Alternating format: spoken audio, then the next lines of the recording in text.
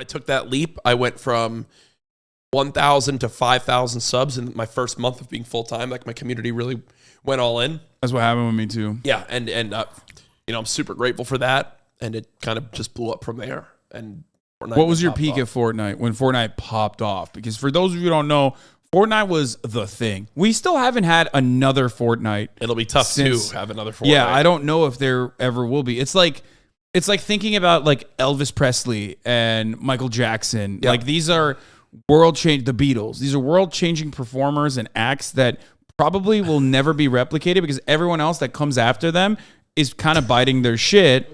I'm formulating the tweet in my head. I can already see it. Michael Jackson, the Beatles, Fortnite. No, but like, obviously we're clowning on it, and it's whatever. But at its peak, like, it kind of redefined. It took BR to the next level. It just took gaming to the next level.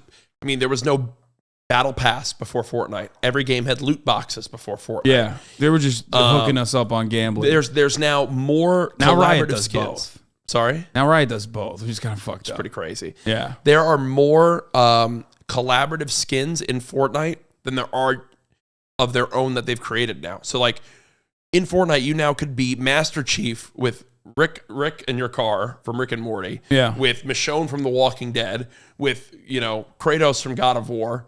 With a lightsaber as your pickaxe. And the glider is from Naruto. And you can do that combination hundreds of times over now because of how many. To be fair, I kind of hate that. It's very profitable, but I do hate that because it's like IP plays are now becoming like the easiest way to kind of get everybody excited. Yeah.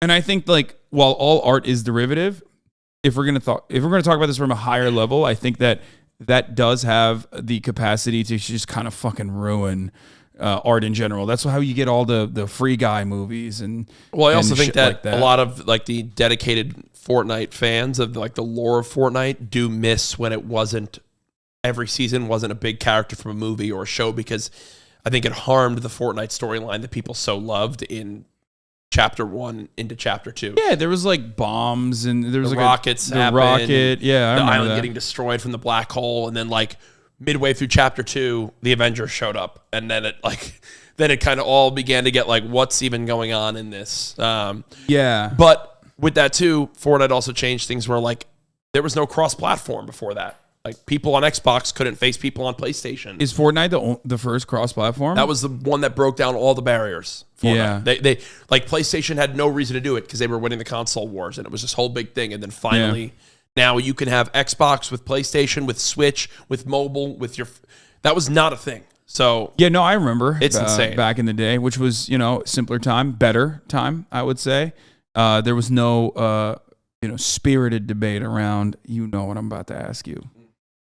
No spirited debate around mouse and keyboard versus. It's a big deal. Controllers. It's a big deal. Now, for those of you who don't know at home, you're like, what the fuck are you talking about? This is the biggest debate in the gaming community. You are, what side are you on this? I'm in a bit of a unique scenario as a little bit of background because I was a Call of Duty commentator. That was only controller. So I was always only playing controller. And I have 10 plus years of controller experience, and I will say I'm quite good on controller. But then I also, on Fortnite, and I played PC since 2011 as well, but I'm also pretty darn good in mouse and keyboard. There's a lot of people who only are good on one and not the other. You could just say Nick Merckx. Damn, you called his ass out, huh? And Tim the Tap Man. He's ass on controller. Isn't he also ass on mouse and keyboard? Yeah, he's just ass at everything. Yeah, I was about to say, I'm terrible, so. Yeah, it's all right. Takes one to know one, Tim. Good thing is, though, you can beat his ass, so you can say whatever you want about him. I don't know. He's a big dude. He does have dad strength now. No. So he's a father, so that gives you like 50% bonus strength. Yeah. Okay, so you're good at both. And you can totally see the strengths and weaknesses to both sides. Mouse and keyboard, better from range, weaker up close. Controller, weaker from range, micro adjustments up close. Aim assist does the job for you. The issue, though, is that now competitive games have the ability, Apex Legends, it's like it's necessary to have a controller player on your team for up close fights. They can run an SMG or a shotgun and dominate inside building fights, or then you can have a mouse and keyboard player from range being able to sniping. Yeah. And I think for a lot of people, it's like, well, it shouldn't matter. It should just come down to their skill, and those should be equal. But it'll always be tough to balance.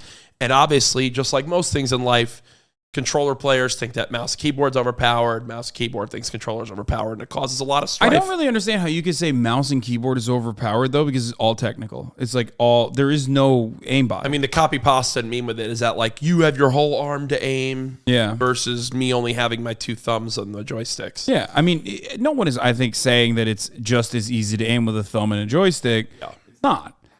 But, you know, I think the frustration is just the strength of rotational aim assist and how powerful aim assist in games has gotten. I mean, there's videos out there, and I feel like half the time they're just fake, but there's a lot of videos out there where just like the guy will swear, he's like, I don't even have the hands on the controller, and the controller's just moving around. Like the crosshair is moving around. No, there's absolutely, it's definitely very strong, and now you can do all these micro things to dead zones and vertical and horizontal, you know, aim speed and this and that. And in COD, you can have dynamic or black ops or this aim assist and it's like, holy shit, there's 800 aim assist options. Nate Shot just hopped on COD for the first time in a long time and was reacting to everything he could change on his controller. And it's like back in the day in Modern Warfare 2, you were like force sensitivity, tactical, hop in a game. Now there's 50 options that you can change. That's crazy. Do you think that's better or worse?